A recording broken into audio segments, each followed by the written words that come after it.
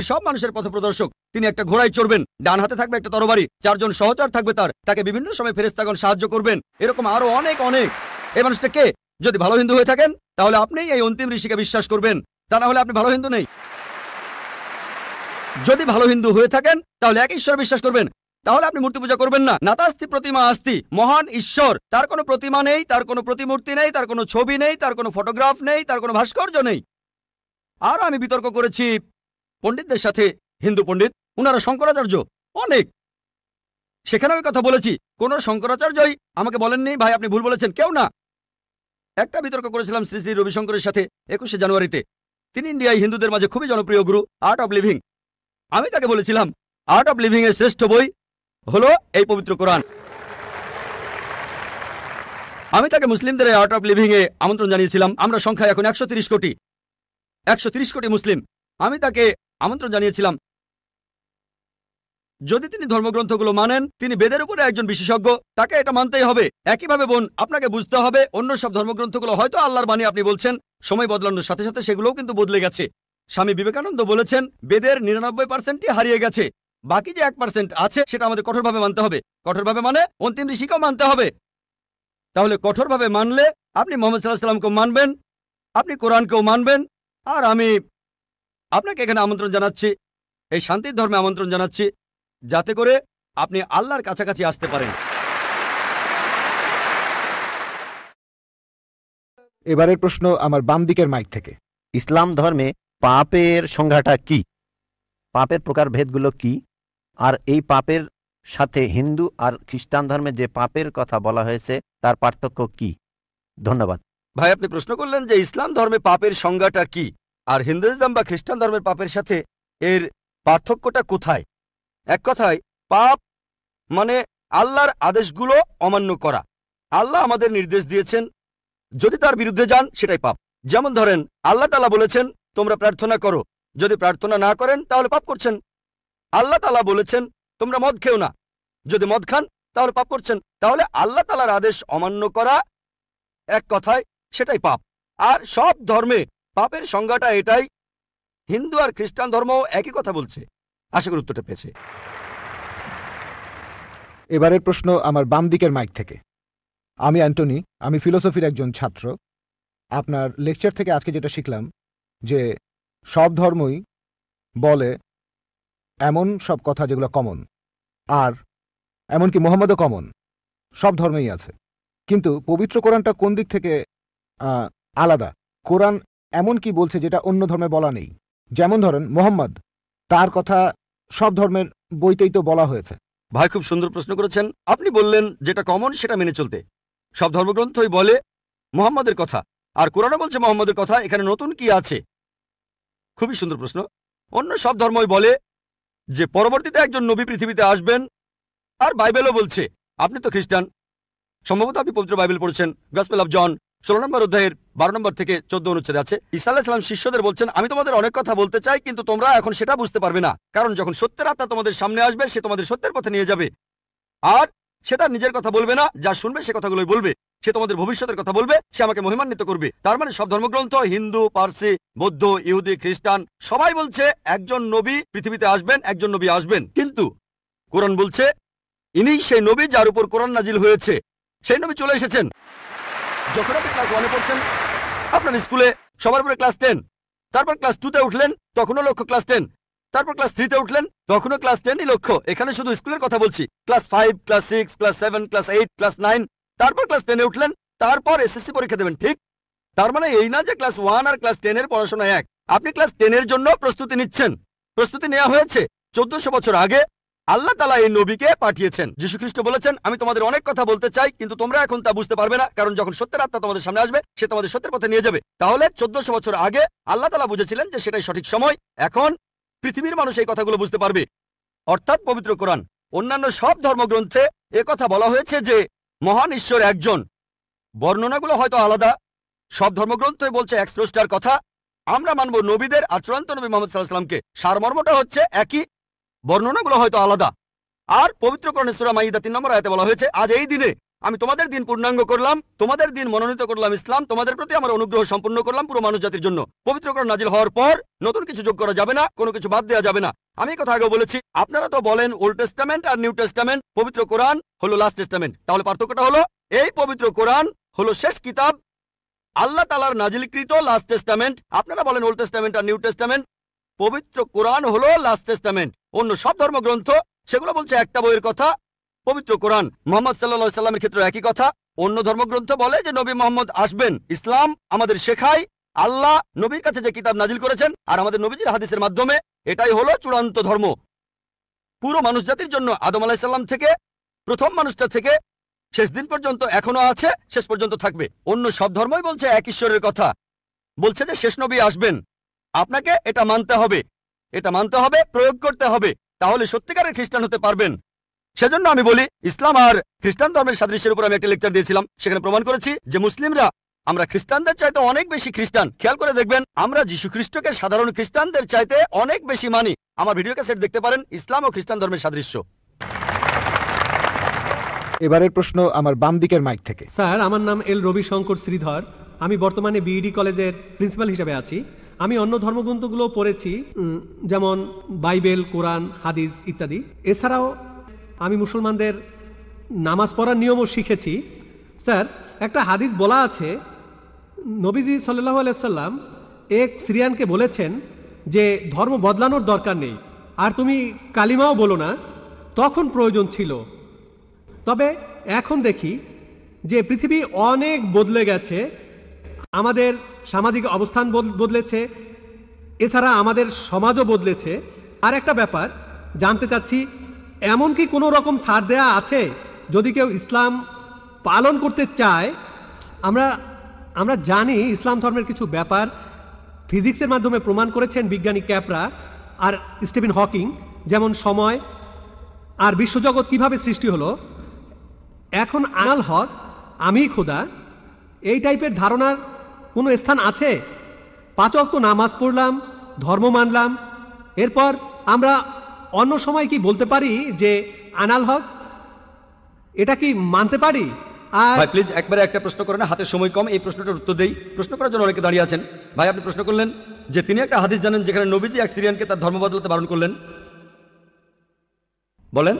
যে তুমি বলবে না লা ইলাহা ইল্লাল্লাহ, বাজারের মধ্যে তাকে মারা হতো। ভাই আপনি বললেন যে নবীজি এক লোককে বাজারের মধ্যে লা ইলাহা ইল্লাল্লাহ বলতে বারণ করেছেন, না হলে তাকে মারা হতো।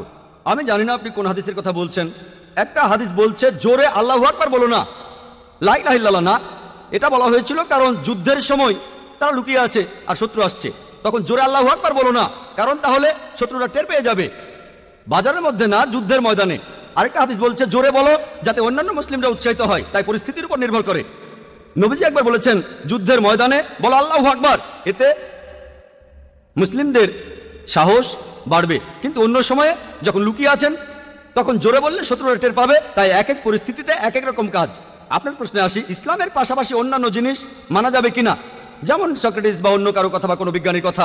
এছাড়াও আনাল হক, ইসলামের পাশাপাশি অন্য বিষয়ের ব্যাপারে বলি, যদি সেগুলো কোরআন আর হাদিসের বিরুদ্ধে না যায় কোনো সমস্যা নেই। যদি সেটা কোরআন আর হাদিসের সাথে মিলে যায় সেটা আমাদের মানতে হবে। সেটা হতে পারে যে কোনো বিষয়, হোক বিজ্ঞান, ভূগোল বা ইতিহাস, হোক হিন্দুইজম, খ্রিস্টান ধর্ম, ইহুদি ধর্ম। যদি সেটা পবিত্র কোরআনে উল্লেখ করা থাকে তাহলে সেটা আমাদের মানা ফরজ। যদি সেই কথাটার উল্লেখ কোরআনে না থাকে আর কোরআনের বিরুদ্ধে না যায় সেটা মানতে পারেন, মুবাহ, ঐচ্ছিক। কিন্তু যদি সেই কথাটা কোরআনের বিরুদ্ধে যায় সেটা হারাম, সেটা নিষিদ্ধ। এই তিনটা হতে পারে, তিনটা ফলাফল পাবেন। আপনি বললেন যে ইসলাম তাওহীদে বিশ্বাস করে, 5 ওয়াক্ত নামাজ। ইসলাম আনাল হকে বিশ্বাস করে কিনা? আনাল হক নিজেকে আল্লাহ দাবি করা, এটা শিরক, এটা তাওহীদের বিরুদ্ধে যায়। এটা বলতে পারেন না যে আপনি তাওহীদও মানেন আবার একাধিক ঈশ্বরে বিশ্বাস করেন। আপনি তাওহীদ মানেন আবার বলছেন আমি আল্লাহ, দুটো আসলে বিপরীত।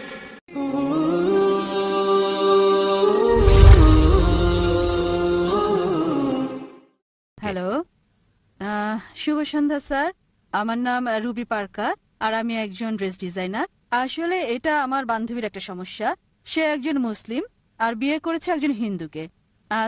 তবে সে ইসলাম পালন করে আর তার স্বামী হিন্দু ধর্ম পালন করে। এখন সে এবং তার পরিবার বিষয়টাকে সহজভাবে নিতে পারছে না। তাই দয়া করে এ বিষয়ে কিছু বলবেন কি? কারণ সে এ ব্যাপারে দ্বিধাদ্বন্দ্বে আছে আর ও লোকটাকে সে প্রচন্ড ভালোবাসে। প্রশ্নটা ঠিক করে বুঝছি না বোন। আপনি বললেন একজন মুসলিম মেয়ে হিন্দু ছেলেকে বিয়ে করেছে আর সে ভালোবাসা ছাড়া কিছু বোঝে না, সে এখন কি করবে, এটা কি প্রশ্ন বোন? হ্যাঁ, বিয়ে করেছে নাকি করেনি? বিয়ে করেছে, কোর্ট ম্যারেজ। Court marriage. বোন বললেন যে একজন মুসলিম মেয়ে হিন্দু ছেলেকে বিয়ে করেছে, সে ভালোবাসায় পাগল, কোর্ট ম্যারেজ, তার কি করা উচিত? কোরআন যা বলছে তা হচ্ছে সূরা বাকারা অধ্যায় 2 আয়াত 221, বলা হয়েছে যে মুশরিক নারীকে বিয়ে করো না, মূর্তি পূজারী নারীকে বিয়ে করো না যতক্ষণ না সেই ঈমান আনে।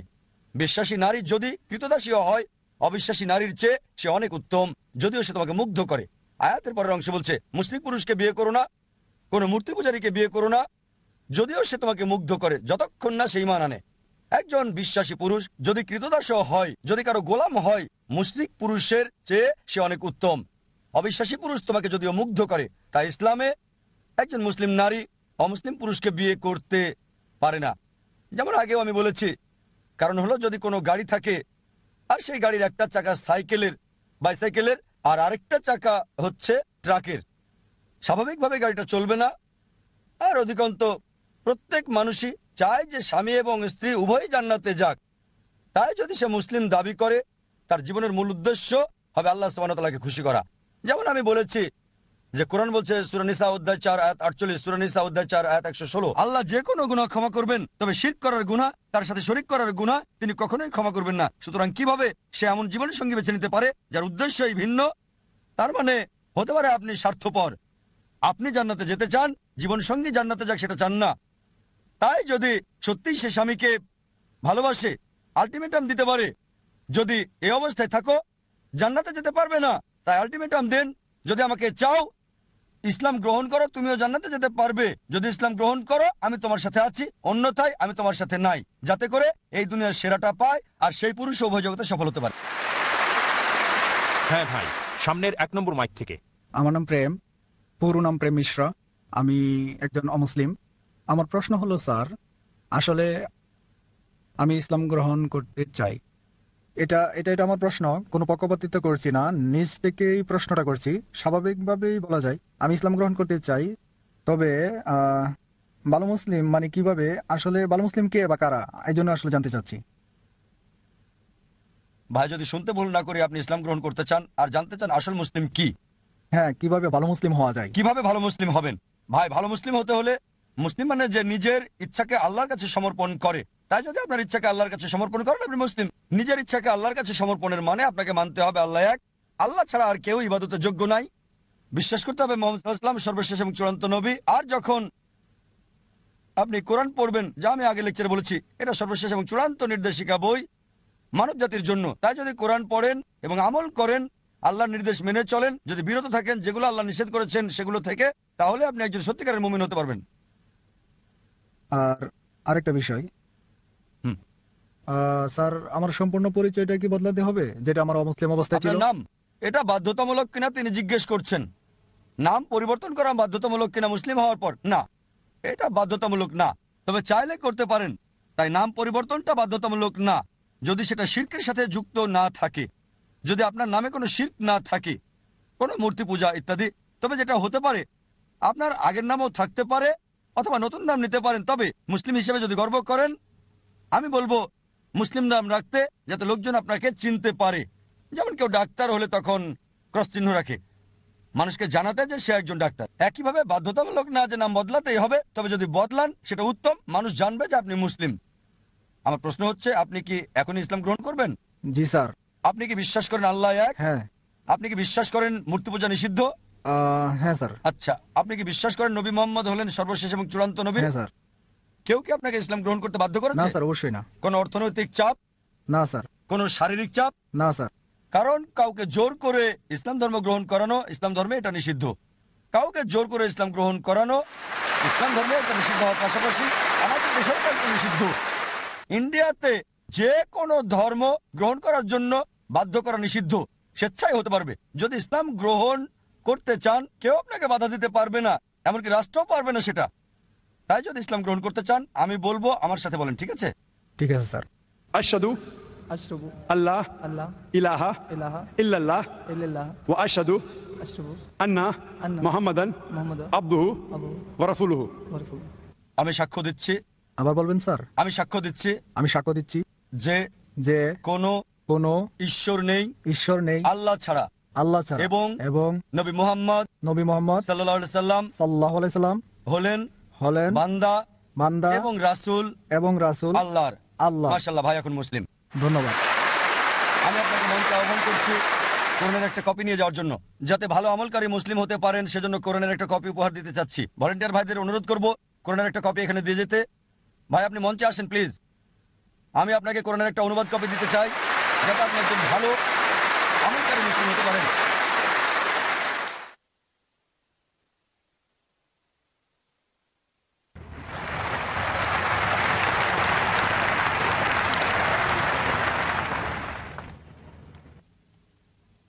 মাশাআল্লাহ, জাযাকাল্লাহ। আল্লাহ সুবহানাহু ওয়া তাআলার কাছে দোয়া করছি আল্লাহ যেন আপনার ইচ্ছাকে কবুল করেন, আপনাকে যেন জান্নাতে দেন ইনশাআল্লাহ।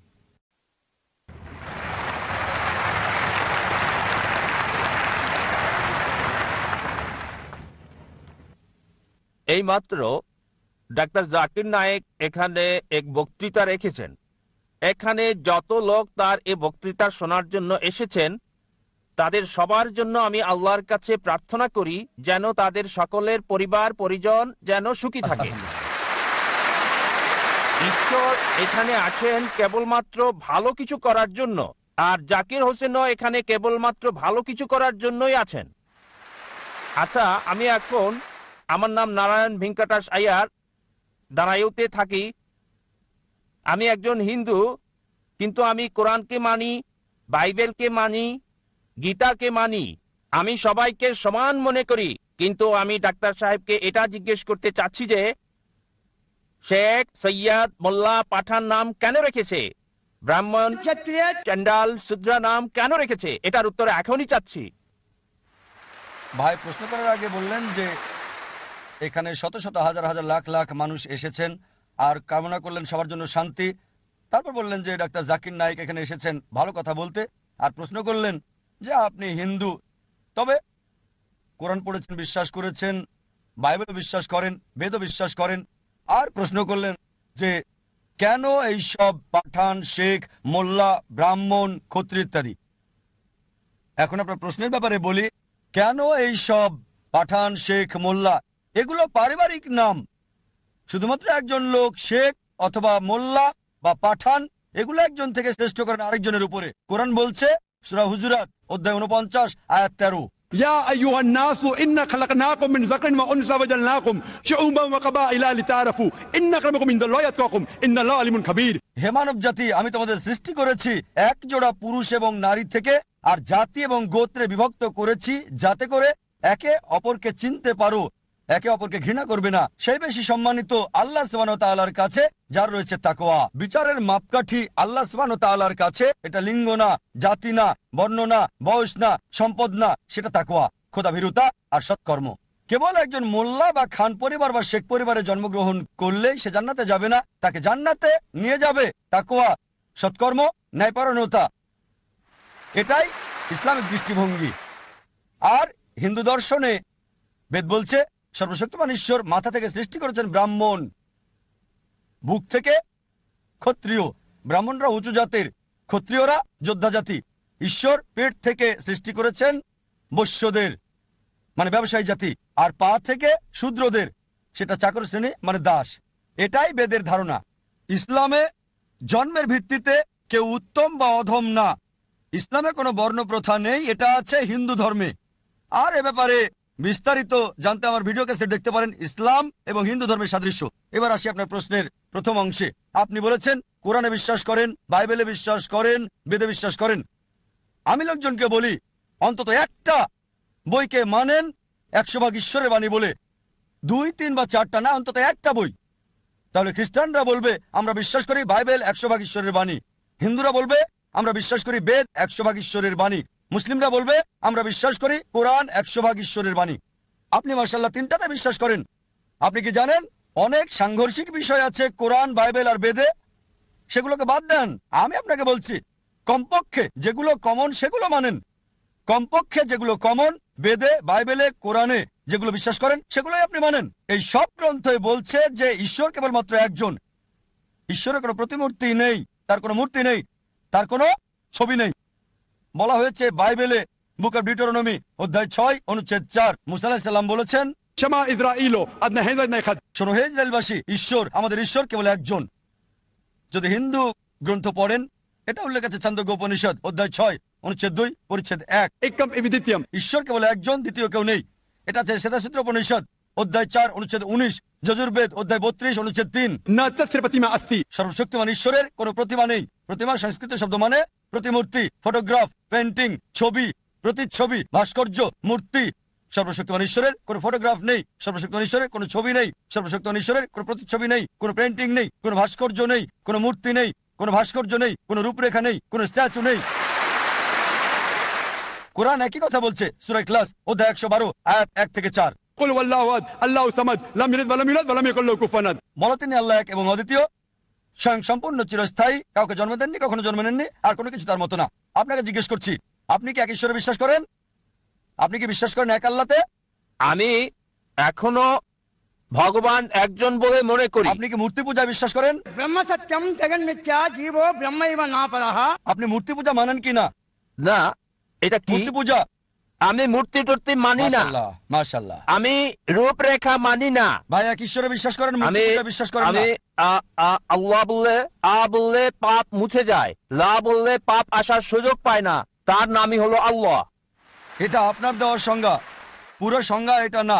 রা বললে পাপ মুছে যায়, মা বললে পাপ আসার সুযোগ পায় না, তার নামই হলো রাম। রাম কোনো মানুষের নাম নয়, মানুষের আকার আকৃতি নয়, আকার আকৃতিওয়ালা কোনো কিছু ঈশ্বর নয়। ঈশ্বর শুধুমাত্র বিশ্বাস, আস্থা, এক সত্য।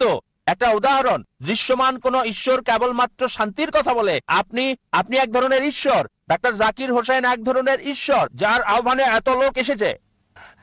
আপনি যা বললেন আপনার বেদে লেখা আছে, ঋগ্বেদ বুক নাম্বার 1 হিম নাম্বার 164 অনুচ্ছেদ 46। إكم ست विप्र बहुधा वेदांते ঈশ্বর এক, সত্য এক, তবে জ্ঞানীরা তাকে ডাকেন বিভিন্ন নামে।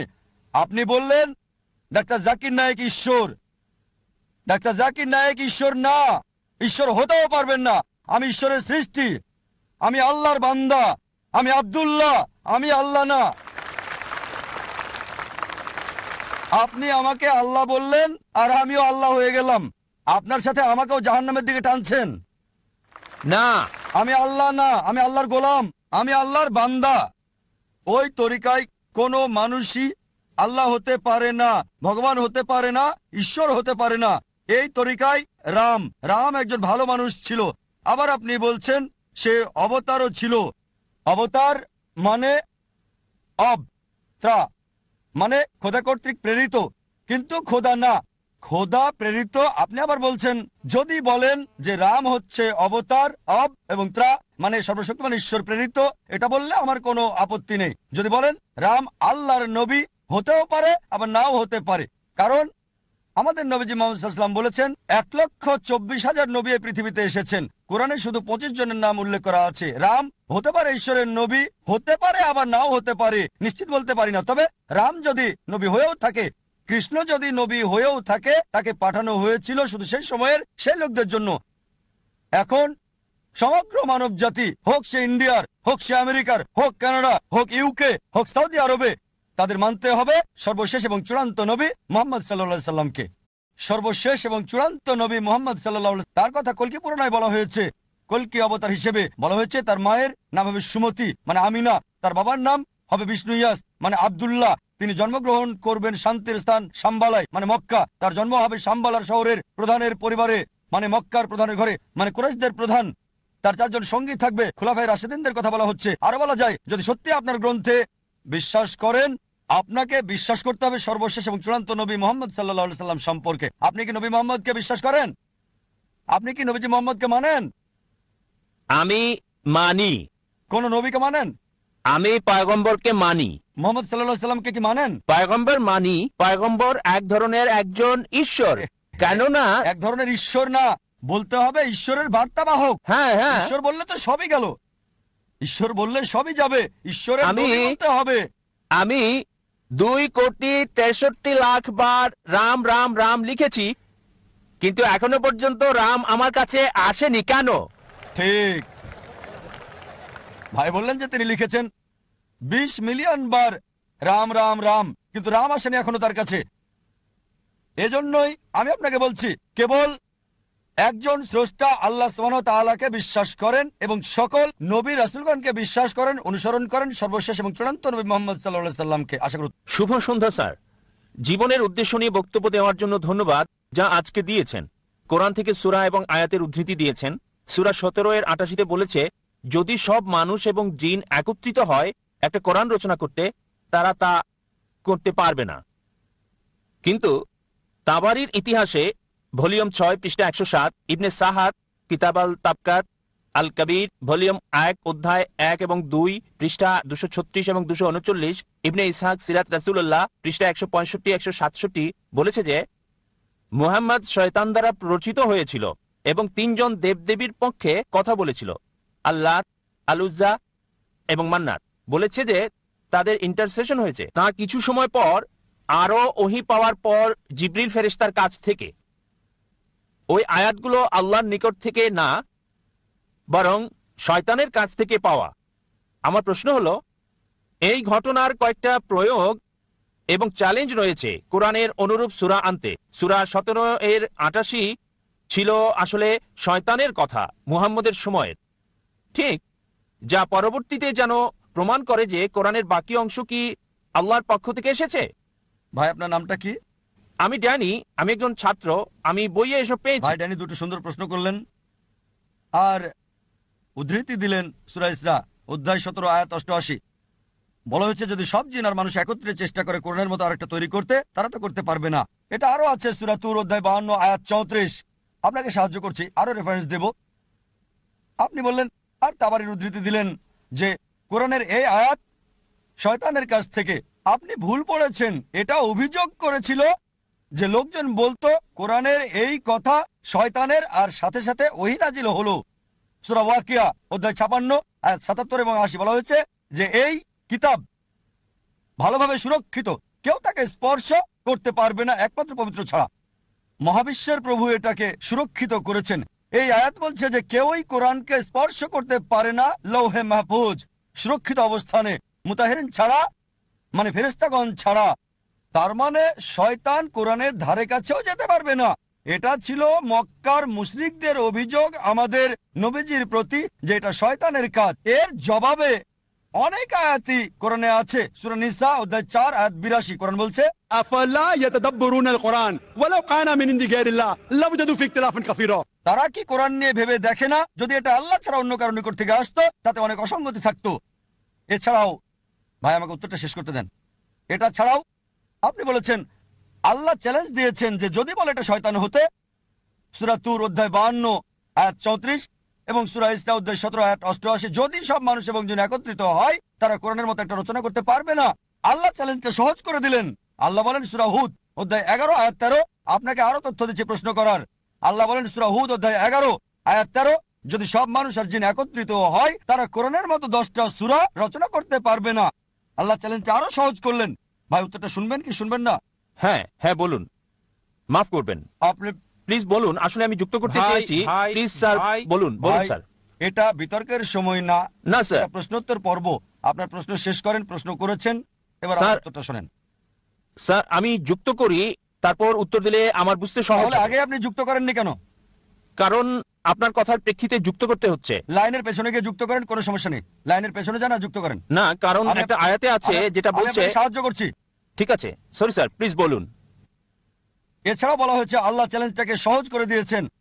আল্লাহ বলেন সূরা ইউনূস অধ্যায় 10 আয়াত নম্বর 38, যদি সব মানুষ এবং জিন একত্রিত হয় তারা কোরআনের মতো করে একটা সূরাও রচনা করতে পারবে না। আল্লাহ এটাকে আরো সহজ করে দিয়েছেন। সূরা বাকারা অধ্যায় 2 আয়াত 23 এবং 24 আল্লাহ বলেছেন যে وإن كنتم في ريب مما نزلنا على عبدنا فأتوا بسورة من مثله। যদি তোমরা সন্দেহ করো যা আমি আমার বান্দা নবী মুহাম্মদের উপর নাজিল করেছি সময়ে সময়ে, তাহলে একটা সূরা রচনা করো কিছুটা অনুরূপ, মিন মিসলি, একই রকম না, কিছুটা অনুরূপ। من مثلي وادعوا شهداءكم من دون الله إن كنتم صادقين। আর সাহায্যের জন্য ডাকো এবং সাক্ষী রাখো আল্লাহ ছাড়া যে কাউকে, যদি তোমরা সত্যবাদী হও। فإن لم تفعلوا আর যদি তা না পারো, ولن تفعلوا নিশ্চিত যে তোমরা তা পারবে না, فاتقوا النار التي وقودها الناس والحجارة أعدت للكافرين। তাহলে ভয় করো সে আগুনকে যার জ্বালানি হবে মানুষ এবং পাথর, যা সত্য প্রত্যাখ্যানকারীদের জন্য প্রস্তুত করা হয়েছে। এটা চ্যালেঞ্জ, একটা সব সময়ের জন্য চ্যালেঞ্জ। অনেকে চেষ্টা করেছে কোরআনের মতো সূরা রচনা করতে, আর তারা চরমভাবে ব্যর্থ হয়েছে। কোরআনের ভাষা ছিল আল্লাহর পক্ষ হতে আর পবিত্র, লোকে চেষ্টা করে পারেনি। কোরআন নাজিলের সময় আরবি ছিল সেরা ভাষা, সর্বোচ্চ অবস্থানে ছিল। আরবরা তাদের ভাষা নিয়ে গর্ব করত। আল্লাহ বলেন, তোমাদের ভাষা দিয়েই এই কোরআন নাজিল করেছি, চেষ্টা করে একটা সূরা রচনা করো। কিছুটা এমন, পুরোপুরি না। কিছু সূরা আছে একটা সূরার 3টা আয়াত, বড় জোর 10টা শব্দ। অনেকে চেষ্টা করেছে, চরমভাবে ব্যর্থ হয়েছে। যদি মনে করেন এটা আল্লাহ ছাড়া অন্য কারো কাছ থেকে চেষ্টা করেন একটা সূরা রচনা করতে, এটা চ্যালেঞ্জ। কখনোই কেউ পারে নাই, আপনিও পারবেন না। আশা করি উত্তরটা পেয়েছেন। Thank you. আমার নাম ভাগ্যলক্ষ্মী।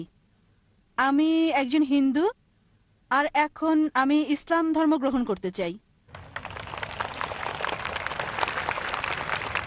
বোন বললেন যে আপনি একজন হিন্দু আর এখন ইসলাম গ্রহণ করতে চান। আপনি কি নিজের ইচ্ছায় এটা করছেন? নিজের ইচ্ছায় কি আপনি ইসলাম গ্রহণ করছেন বোন? হ্যাঁ।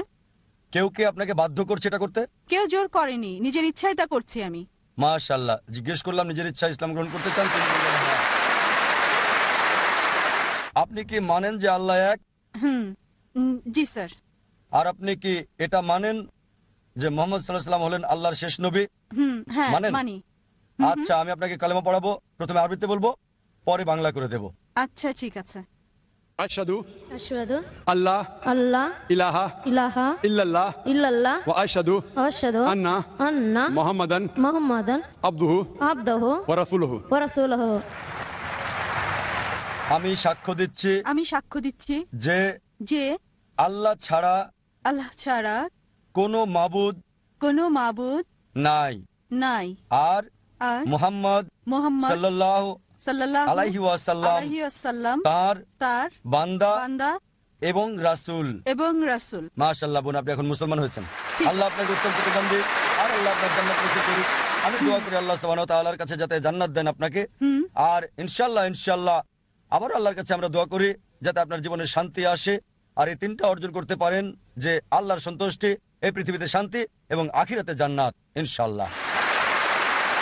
আমার একটা নাম রেখে দিন আপনি। বোন বললেন যে আমি আপনার একটা নাম রেখে দিই। আপনি আয়েশা রাখতে পারেন। আয়েশা রাখতে পারেন, আয়েশা। আচ্ছা, আমার নাম রশ্মি সিং। আমি আপনাকে বলতে চাই যে আমি মন থেকে ইসলাম ধর্ম গ্রহণ করতে চাই। আপনি আমাকে কলমা পড়িয়ে দিন। বোন বললেন যে আপনি ইসলাম গ্রহণ করতে চান, আর আমি যেন আপনাকে কলমা পড়িয়ে দিই। বোন, আপনি কি বাংলা বোঝেন? হ্যাঁ। আপনি কি বিশ্বাস করেন আল্লাহ এক? হ্যাঁ। আপনি কি বিশ্বাস করেন মূর্তি পূজা ভুল? জি স্যার। আপনি কি বিশ্বাস করেন নবী মুহাম্মদ সাল্লাল্লাহু আলাইহি সাল্লাম হলেন আল্লাহর শেষ নবী? হ্যাঁ। কেউ কি আপনাকে ইসলাম গ্রহণ করতে বাধ্য করছে? না। কোন অর্থনৈতিক চাপ? না। কোন শারীরিক চাপ? না। আপনি কি স্বেচ্ছা ইসলাম গ্রহণ করছেন? জি। ঠিক আছে, ইনশাআল্লাহ আমি কলমা পড়ছি আরবিতে, আপনি সাথে পড়েন। আশহাদু আশহাদু আল্লাহ আল্লাহ ইলাহা ইলাহা ইল্লাল্লাহ ইল্লাল্লাহ ওয়া আশহাদু ওয়া আশহাদু আন্না আন্না মুহাম্মাদান মুহাম্মাদান আবদুহু আবদুহু ওয়া রাসূলুহু। ওয়া রাসূলুহু। আমি সাক্ষ্য দিচ্ছি আমি সাক্ষ্য দিচ্ছি যে যে কোন ঈশ্বর নাই কোনো ঈশ্বর নেই আল্লাহ ছাড়া, আল্লাহ আর ছাড়া, নবী মুহাম্মদ আর নবী মুহাম্মদ সাল্লাল্লাহু আলাইহি সাল্লাল্লাহু আলাইহি সাল্লাম তার বান্দা এবং রাসূল। তার বান্দা এবং রাসূল। মাশাআল্লাহ বোন, আপনি এখন মুসলিম। আমি আল্লাহ সুবহানাহু ওয়া তাআলার কাছে দোয়া করি যেন আপনাকে পথ দেখায়, সরল পথে রাখে। আর আল্লাহ কোরআনে বলেছেন সূরা আল ইমরান অধ্যায় 3 আয়াত 8, ربنا لا تزغ قلوبنا بعد إذ هديتنا وهب لنا من لدنك رحمة إنك أنت الوهاب। হে আল্লাহ, আমাদেরকে সরল পথ দেখাও, যে পথের কথা বলেছো আমাদেরকে সেই পথ দেখাও। আমি আল্লাহ সুবহানাহু ওয়া তাআলার কাছে দোয়া করি যাতে আপনাকে আরো হেদায়েত করে, সরল পথে রাখে, আর আপনাকে জান্নাতবাসী করে। স্যার, আমি আপনাকে একটা প্রশ্ন করতে চাই। স্যার, যদি আমার বাসায় আমার বাবা মা সবকিছু জেনে যায়, তাহলে আমি কিভাবে আমি তাদের কিভাবে বোঝাবো যে আমি যা করছি এটা ঠিক করছি? বোন বললেন যে পিতামাতা জানার পর কিভাবে তাদের বোঝাবেন যে সত্যের কাজ করেছেন আপনি? বোন, প্রথম হচ্ছে পিতামাতাকে ভালোবাসতে শুরু করেন। 1 নাম্বার, পিতামাতাকে বেশি বেশি ভালোবাসা শুরু করেন, মান্য করেন, সম্মান করেন, অনুসরণ করেন, যতক্ষণ না এমন কিছু বলে যা আল্লাহ এবং রাসূলের বিরুদ্ধে যায়, সেক্ষেত্রে অমান্য করতে হবে। আপনি পার্থক্য তৈরি করেন, আগে কেমন ছিলেন আর এখন কেমন আছেন। আগে হয়তো তাদের অনেক কথাই আপনি মানতেন না, আর এখন যতক্ষণ তাদের কথা কোরআন এবং সহিহ হাদিসের বিরুদ্ধে না যায়, আমার অনুরোধ বোন, অপছন্দ হলেও আপনি তাদের অনুসরণ করতে থাকেন। পার্থক্য তৈরি হবে যে আমার মেয়ে মুসলিম হওয়ার আগে কেমন ছিল আর এখন সে গ্রহণ করেছে ইসলাম। যদি কোনো পরিবর্তন লক্ষ্য করে তারা বলবে, আরে আগে তো আমাকে মানতে না, এখন যা বলছি সবকিছু মানছো। সবকিছুই কেন? কারণ কোরআন বলছে, আমাদের প্রিয় নবীজি বলেছেন, জান্নাত মায়ের পায়ের নিচে। এভাবে চেষ্টা করেন তাদেরকে জয় করতে। কোরআন বলছে সূরা ফুসিলাত অধ্যায় 41 আয়াত 34 যে তাদেরকে জয় করাই ভালো, আর এটা করতে হবে হিকমত দিয়ে। আল্লাহ কোরআনে বলেন সূরা নেহাল অধ্যায় 16 আয়াত 125, ادعو الى سبيل ربك بالحكمه والموعظه الحسنه وجادل بالتي احسن। মানুষকে ডাকো তোমার প্রভুর দিকে, জ্ঞান দিয়ে, সুন্দর আচরণ দিয়ে তাদের সাথে তর্ক করো, যুক্তি দেখাও সবচেয়ে ভালো পন্থায়, উত্তম পন্থায়। আপনাকে অনুরোধ করব, আমার ভিডিও দেখতে পারেন, ইসলাম এবং হিন্দু ধর্মের সাদৃশ্য আপনার পিতামাতাকেও দেখান, ইনশাআল্লাহ এতে তাদের মন নরম হবে। আমি আল্লাহর কাছে দোয়া করি যেন আল্লাহ আপনার পিতামাতাকেও হেদায়েত দেন এবং আপনার পরিবারের সদস্যদের। ধন্যবাদ স্যার। আমরা আর কোনো প্রশ্ন নিব না। ভলান্টিয়াররা শুধু একজনকে সুযোগ দেওয়ার জন্য অনুরোধ করেছে। আসলে এটাই ছিল শেষ প্রশ্ন, তবে আমরা শুধু শাহাদাটা নিচ্ছি, ইনশাআল্লাহ অন্য প্রোগ্রাম চালিয়ে আপনি যাব। কি বিশ্বাস করেন আল্লাহ এক? ভাই প্রথম মাইক, আপনি বিশ্বাস করেন আল্লাহ এক? বিশ্বাস করেন আল্লাহ এক? হ্যালো, আসসালামু আলাইকুম। আপনি কি বিশ্বাস করেন আল্লাহ এক? আপনি কি মানেন আল্লাহ এক? হ্যাঁ মানি, আমি আল্লাহ এক। আপনি কি মানেন মুহাম্মদ সাল্লাল্লাহু আলাইহি সাল্লাম আখেরি নবী? হ্যাঁ মানি। আপনি মানেন? মানি। কেউ কি আপনাকে জোর করছে ইসলাম গ্রহণ করতে? না। কেউ কি আপনাকে জোর করছে? না। আপনি কি নিজের ইচ্ছা ইসলাম গ্রহণ করতে আমি চান? নিজ থেকে ইসলাম ঠিক গ্রহণ আছে, করছি। ইনশাআল্লাহ দুজনেই ইনশাআল্লাহ শাহাদা বলবেন। আমি আরবিতে বলবো, আমার সাথে আপনি বলবেন, তারপর পরবর্তী পর্বে আমরা যাব। اشهد أشهد الله الله اله إله الا الله إلا الله واشهد وأشهد ان أن محمدا محمدا عبده عبده ورسوله। ورسوله। আমি সাক্ষ্য দিচ্ছি আমি সাক্ষ্য দিচ্ছি যে যে আল্লাহ আল্লাহ ছাড়া ছাড়া কোনো মাবুদ নেই কোনো মাবুদ নেই এবং এবং মুহাম্মদ মুহাম্মদ সাল্লাল্লাহু সাল্লাল্লাহু আলাইহি ওয়াসাল্লাম আলাইহি ওয়াসাল্লাম তার বান্দা তার বান্দা এবং রাসূল। এবং রাসূল। মাশাআল্লাহ, আপনি এখন মুসলিম হয়েছেন। আল্লাহ আপনাকে প্রতিদান দিন, আপনাকে হিদায়াত দেন, আর আমি দোয়া করি আল্লাহ আপনাকে যেন জান্নাত দেন। ডক্টর জাকির নায়েক স্যার, আমার অন্তর থেকে আপনাকে নমস্কার জানাচ্ছি। আমার নাম ইশু দাস। আপনার কাছে আমার প্রশ্ন হলো, ইসলামে কয়টি বিয়ের অনুমতি দেওয়া হয়েছে এবং কেন? ভাই প্রশ্ন করলেন যে ইসলামে কয়টা বিয়ের অনুমতি আছে এবং কেন, পলিগামির কেন সমর্থন করছে। আসলে আমি জানতে চাই, পবিত্র কুরআন অনুযায়ী কয়টি বিয়ে হতে পারে এবং কয়টি হতে পারে না? কোরআন অনুযায়ী কয়টা বিয়ে করা যায়? যদি মহিলাদের ব্যাপারে বলেন, পবিত্র কোরআনের সূরা নিসা অধ্যায় 4 আয়াত 20 থেকে 24 বলছে একজন বিবাহিত মহিলা আবার বিয়ে করতে পারে না, সুতরাং একজন মহিলা সর্বোচ্চ একজন স্বামী রাখতে পারবে। একজন পুরুষের ব্যাপারে যদি বলেন, কোরআন বলছে সূরা নিসা অধ্যায় 4 আয়াত 3, তোমাদের পছন্দের নারীকে বিয়ে করো 2, 3 বা 4, তবে ন্যায় বিচার করতে না পারলে একটা। আপনি 2, 3 বা 4টা বিয়ে করতে পারেন, কিন্তু ন্যায় বিচার করতে না পারলে একটা। এই কথাটা একটা বিয়ে করো যদি ন্যায় বিচার করতে না পারো শুধু কোরআনেই আছে। পৃথিবীর বুকে আর কোনো গ্রন্থ নেই যেটা বলছে একটা বিয়ে করো শুধু কোরআন ছাড়া। যদি রামায়ণ পড়েন, যদি মহাভারত পড়েন, আপনি বিয়ে করতে পারেন যত ইচ্ছা তত। যদি রামায়ণ পড়েন দেখবেন রামের পিতার কতজন স্ত্রী ছিল, তার একাধিক স্ত্রী ছিল। কৃষ্ণের মহাভারত অনুযায়ী কতজন স্ত্রী ছিল? 2, 4, 10, 1000, 10,000, 16,108 জন স্ত্রী ছিল। তাই কৃষ্ণ যদি 16,108 জন স্ত্রী রাখতে পারে, আমরা মুসলিমরা কেন 4 জন রাখতে পারবো না? যদি বাইবেল পড়েন, ওল্ড টেস্টামেন্ট এবং নিউ টেস্টামেন্টের মতে যত ইচ্ছা তত বিয়ে করতে পারেন। সলোমনের 700 স্ত্রী ছিল। বাইবেল মতে আব্রাহামের 3 জন স্ত্রী ছিল। খ্রিস্টান চার্চ ঠিক করে দিয়েছে খ্রিস্টানরা একটা বিয়ে করবে। রাবি জরসম বিন ইয়াহুদা সাইনড পাস করেছিল যে ইহুদিরা একটা বিয়ে করবে। আর ইন্ডিয়াতে ইন্ডিয়ান পেনাল কোড 1954 সালে একটা আইন পাস করে, হিন্দু বিবাহ আইন, যাতে বলা হয়েছে হিন্দুরা একটা বিয়ে করবে। ইন্ডিয়ান পেনাল কোড বলছে, হিন্দু ধর্মগ্রন্থ বলেনি যে হিন্দুদের একটা বিয়ে করতে হবে। চলুন দেখি এবার কেন ইসলাম একজন পুরুষকে একাধিক বিয়ে করার অনুমতি দেয়। একাধিক বিয়ে করা ইসলামে বাধ্যতামূলক না, এটা ঐচ্ছিক। একাধিক বিয়ে করলে স্ত্রীদের সাথে ন্যায় বিচার করতে হবে। যৌক্তিক কারণ বলা যায় যে কেন অনুমতি দিয়েছে, যে পুরুষ এবং নারী সমান অনুপাতে জন্মায়। যদি মেডিকেল কোনো ডাক্তারকে জিজ্ঞেস করেন, কোনো শিশু বিশেষজ্ঞকে, সে আপনাকে বলবে যে মেয়ে শিশু ছেলে শিশুদের চেয়ে বেশি শক্তিশালী হয়ে থাকে। ছেলে শিশুর চেয়ে মেয়ে শিশুর রোগ প্রতিরোধের ক্ষমতাটা অনেক বেশি। তাই ছেলের তুলনায় মেয়ে সন্তানের হার বেশি। আবার অনেক ক্ষেত্রে দেখা যায় যে যুদ্ধে মারা যায়, তারা দুর্ঘটনায় মারা যায়, ধূমপানে মারা যায়, মদপান করে মারা যায়। এইসব ক্ষেত্রে মহিলাদের তুলনায় পুরুষের মৃত্যু বেশি। তাই এখন পৃথিবীতে পুরুষের তুলনায় নারীর জনসংখ্যা অনেক বেশি। 2-1টা তৃতীয় বিশ্বের দেশ বাদে, যেমন ইন্ডিয়া, যেখানে নারীদের তুলনায় পুরুষ অনেক বেশি। কারণ মেয়ে সন্তান হত্যা করা, মেয়ে ভ্রূণ হত্যা করা, প্রতি বছর ইন্ডিয়াতে 1 মিলিয়নেরও বেশি ভ্রূণ হত্যা করা হয় যখন জানে গর্ভের সন্তান মেয়ে। যদি এই অমানবিক কার্যকলাপ বন্ধ করা হয়, তাহলে ইন্ডিয়াতে পুরুষের চেয়ে নারীর সংখ্যা বেশি হবে। শুধু নিউ ইয়র্কে পুরুষের তুলনায় 1 মিলিয়ন নারী বেশি, ইউএসএতে 7.8 মিলিয়ন নারী বেশি, শুধু ইউকেতে 4 মিলিয়ন নারী সেখানে বেশি, শুধু জার্মানিতে পুরুষের তুলনায় 5 মিলিয়ন নারী বেশি, শুধু রাশিয়ায় আছে 9 মিলিয়ন নারী বেশি, আর শুধু আল্লাহ জানেন সারা পৃথিবীতে কত মিলিয়ন নারী বেশি পুরুষের তুলনায়। যদি আপনার সাথে একমত হয় যে একজন একটা মেয়েকে বিয়ে করবে, ধরেন সবাই একটা করে বিয়ে করে নিল, আর আপনার বোন আমেরিকায় থাকে বা আমার বোন আমেরিকায় থাকে, আর সে যদি তখন 7.8 মিলিয়নের মধ্যে পড়ে যায় যারা জীবন সঙ্গী খুঁজে পায়নি, একটা পথই তার জন্য খোলা, হয় সে একজনকে বিয়ে করবে যে আগে বিয়ে করেছে, না হয় পাবলিক সম্পত্তি হয়ে যাবে। পাবলিক সম্পত্তি এমন বাজে কথা, এটাই সবচেয়ে ভালো শব্দ ব্যবহার করেছি, এর চেয়ে ভালো শব্দ আর আমি পাইনি। আর যে কোনো সভ্য মহিলাকে যদি এই অপশনটা দিলে সে তাকেই বিয়ে করবে যার ইতিমধ্যে স্ত্রী রয়েছে, না হলে হয়ে যাবে পাবলিকের সম্পত্তি। আশা করি উত্তরটা পেয়েছেন। হ্যালো স্যার, আমার প্রশ্নটা হচ্ছে, এমন কোনো মুসলিম কি আছে যারা বিশ্বাস করে যে কোরআন আর বাইবেল এই দুইটাই হচ্ছে আল্লাহ তাআলার বাণী? আর এরকম বিশ্বাস করা কি আপনার মতে সম্ভব যে আপনি বিশ্বাস করবেন কোরআন পাশাপাশি বাইবেল, যে দুইটাই আল্লাহর বাণী? আপনার নামটা কি ভাই? আমার নাম ডেভিড বলমার। ভাই ডেভিড, খুব সুন্দর প্রশ্ন করেছেন যে এমন কোন মুসলিম কি আছে যারা বিশ্বাস করে যে বাইবেল এবং কোরআন দুটোই আল্লাহর বাণী, আর এটা সম্ভব কিনা যে আমরা বাইবেল এবং কোরআন দুটোকে আল্লাহ তাআলার আসমানি কিতাব বলে মেনে নেব। প্রথমেই আমি বাইবেল শব্দটা নিয়ে বলি। বর্তমানে খ্রিস্টানদের যে ধর্মগ্রন্থ, আপনি কিছু মুসলিম পাবেন যারা বিশ্বাস করে যে বাইবেল আল্লাহ তাআলার বাণী, তবে কোরআনের কথা যদি বলেন, আর সেই সব মুসলিমদের কথা যদি বলেন যারা আসলেই জানে কোরআন ও ইসলামিক শরিয়া সম্পর্কে, পবিত্র কোরআন বলছে যে আমরা বিশ্বাস করব ইনজিলে, যে ওহী নাজিল হয়েছিল যীশু খ্রিস্ট বা ঈসা আলাইহিস সালামের উপর।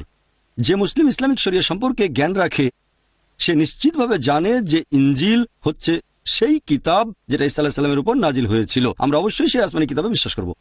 আর ইসলাম হচ্ছে একমাত্র অখ্রিস্টান ধর্ম যেখানে ধর্মবিশ্বাসের একটা ভিত্তি হচ্ছে যীশু খ্রিস্টকে নবী বলে বিশ্বাস করা। সে মুসলিম আসলে মুসলিম নয় যে যীশু খ্রিস্টকে নবী ও রাসূল বলে মানে না। আমরা মানি যে তিনি আল্লাহ প্রেরিত একজন নবী ও রাসূল।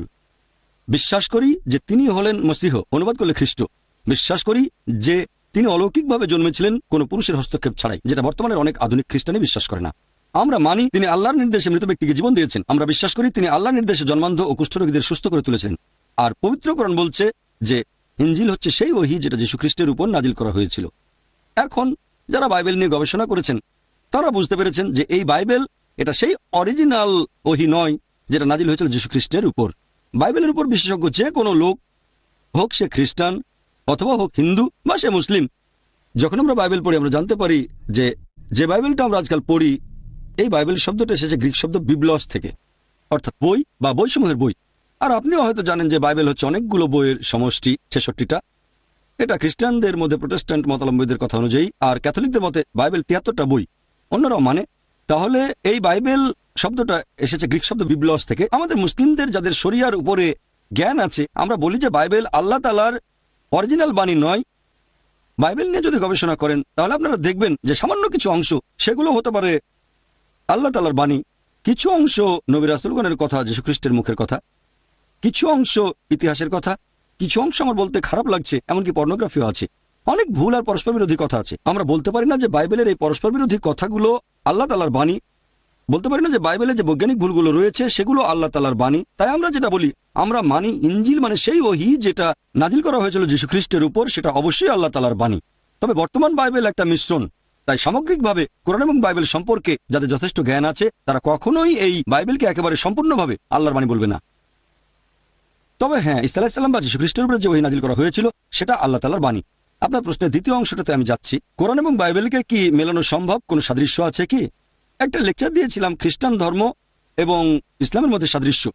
আমরা মুসলিমরা মানি যে আসমানি কিতাবটা নাজিল করা হয়েছিল যীশু খ্রিস্ট বা ঈসা আলাইহিস সালামের উপরে, সেটা আল্লাহ তাআলার বাণী। তাই আমরা চেষ্টা করি বেছে নিতে সেই অংশগুলো যেগুলো মিলে যাচ্ছে সর্বশেষ ও চূড়ান্ত আসমানি কিতাবের সাথে। যদি ওল্ড টেস্টামেন্ট আর নিউ টেস্টামেন্ট বলে কিছু থাকে তাহলে পবিত্র কোরআন হচ্ছে আল্লাহ তাআলার লাস্ট টেস্টামেন্ট। আর এই বইটাকে যদি পরীক্ষা করে দেখেন, হতে পারে সেটা বিজ্ঞানের পরীক্ষা, কোরআন সেখানে পাশ করেছে।